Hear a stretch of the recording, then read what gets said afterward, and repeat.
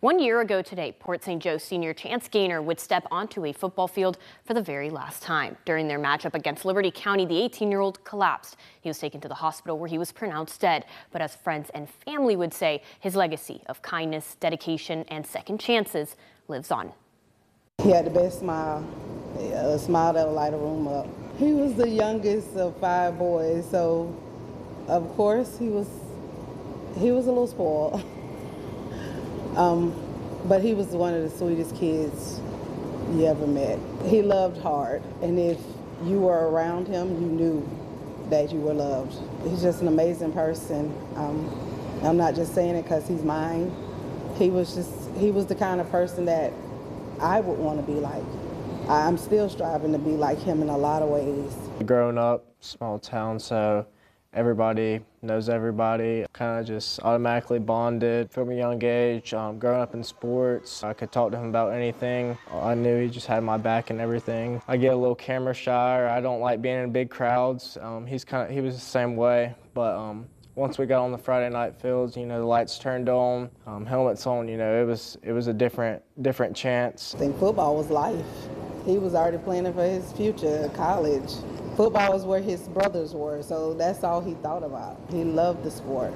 It started off typical things. Typical Friday, went to school, went through our regular pregame meal, hopped on the bus, got there, got in our stretch lines, got everything ready for the game. Started off good. We were up on Liberty. He was on fire.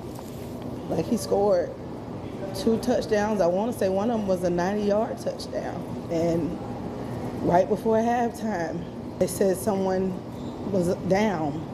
And I just assumed that a kid had a cramp. When I got to the field, I could see Chance on the ground, kind of gasping for air.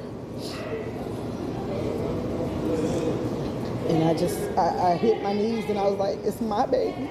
We rallied on the sideline, and our defensive coordinator at the time got us around, got us praying, he prayed over us, and we thought everything was going to be okay. Chance would be okay. Played out the game, but something just didn't seem right the whole time. I kept saying, okay, God, if I feel like this, he's going to be okay. We're going to go home tonight. And even after they came out and said that he passed away, we still, both of us couldn't understand how we were feeling so at peace. He couldn't cry, I couldn't cry. It was just a weird feeling. And then when we got outside the hospital, it all kind of made sense. We got back to St. Joe. Jim Norton, our superintendent, had someone come and pick us up.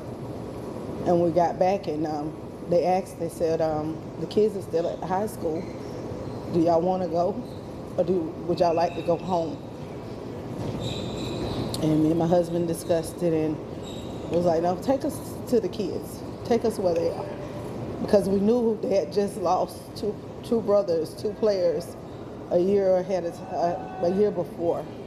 So we needed to be where they were. The kids kind of crowded around us, and they were telling us how they didn't know how they could go on or how they can get over Chance not being here with them. And I remember stopping and telling them, we can do this. Even through tragedy, we can continue to move on, because we didn't die on that field. Chance did, and I'm not saying that in an ugly way, but everyone born has to die. So death is not a punishment, and that's what I wanted them to understand, that he didn't die because of something he did.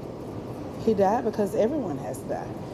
And I wanted them to know that just because Chance passed on didn't mean they had to give up on life. Everybody just rallied together, leaning on each other, and just to see Chance's parents the next days to follow, just to see their strength and their peace in the situation. We were debating whether or not we'd be able to finish out the season or call it quits, but to hear Miss Gal come to us and say, hey, can't stop, you gotta keep going, gotta keep moving, that just gave a lot of reassurance. It was awesome to see that the community we love so much loved us the same. They made the burden so much lighter. For example, Mother's Day, I was getting gifts saying from Chance.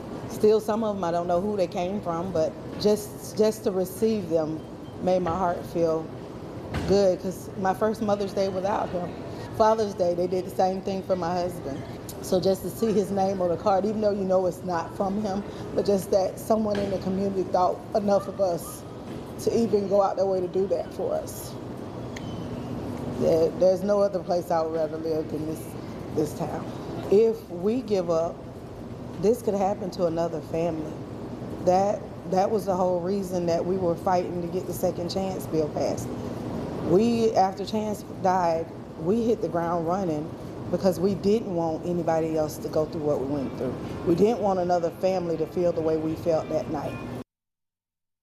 Back in June, the Florida legislature passed the Second Chance Act, which requires EKG screenings for student athletes. As parents say, the act will not just keep Chance's name alive, but help prevent another tragedy.